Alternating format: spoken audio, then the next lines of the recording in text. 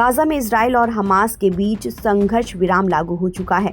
Gaza में Hamas की कैद से रिहा हुए बंधकों की घर वापसी हो गई है।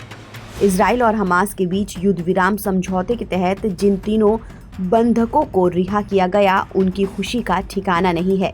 चेहरे पर घर वापसी की खुशी साफ जाहिर हो रही है।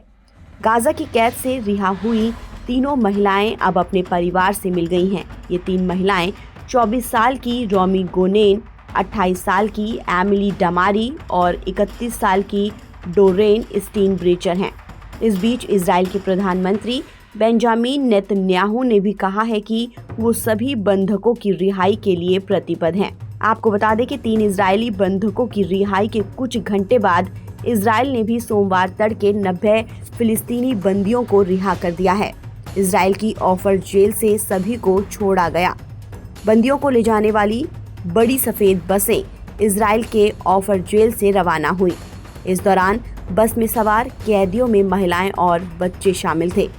इजराइल ने जिन फिलिस्तीनियों को रिहा किया है, उनको कथित सुरक्षा से जुड़े अपराधों में पकड़ा गया था। इसमें पत्थर फेंकने से लेकर हत्या के प्रयास जैसे आरोप शामिल थे। अपने लोगों के वापस लौटने का फिलिस्तीनियों ने जोरदार स्वागत किया। बता दें कि इजराइल और हमास गाजा युद्ध विराम समझौते के तहत एक दूसरे के बंधकों को रिहा कर रहे हैं।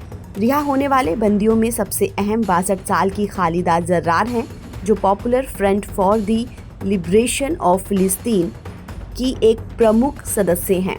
ये एक धर्मनिरपेक्ष वामपंथी गुट है जो 1970 के दशक में इजराइल के खिलाफ अपहरण और बाकी हमलों में शामिल थी। दिसंबर 2023 में अपनी गिरफ्तारी के बाद से जर्रार को अनिश्चितकाल के लिए प्रशासनिक हिरासत के आदेश के तहत रखा गया था।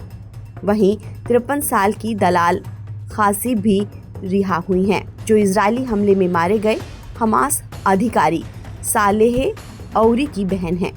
इजराइल और हमास के बीच गाजा युद्ध विराम समझौते के पहले चरण में हमास अगले 6 सप्ताह में फिलिस्तीनी क्षेत्र में बंधक बनाए गए 33 इजरायली बंधकों को रिहा करेगा और इसके बदले में इजराइल की ओर से फिलिस्तीन के 2000 कैदियों और बंदियों को रिहा किया जाएगा।